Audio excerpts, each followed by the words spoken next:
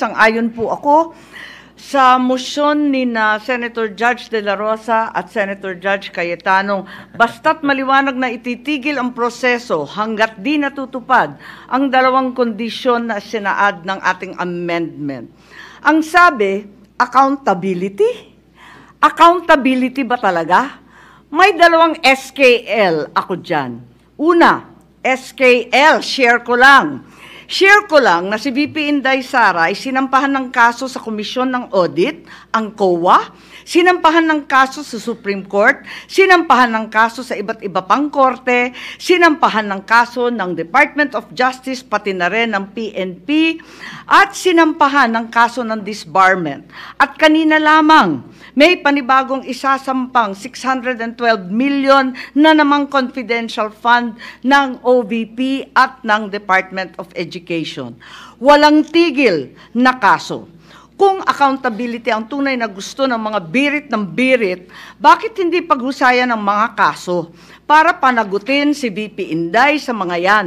May multa yan, may kulong, if ever mapatunayan. Aba, damang-dama ang accountability kapag ganyan.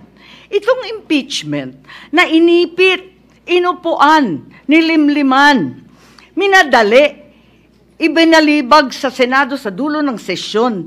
Ito ay ang pinakamaliit na iskinita ng accountability na yan.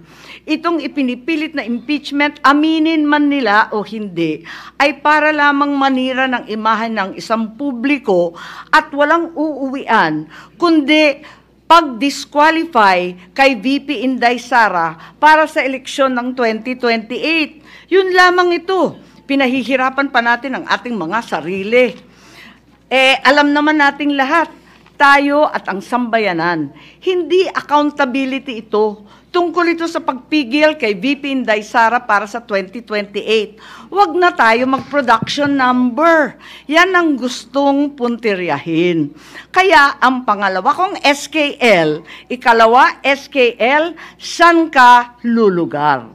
Kapag umuo ka sa pagpatuloy ng impeachment, magpadala ka sa mga ambisyoso ng 2028. Kapag pinadismiss o pinaremand mo naman, sasabihan kang pinoprotektahan mo si Inday. SKL, saan ka lulugar? Ako sa tama.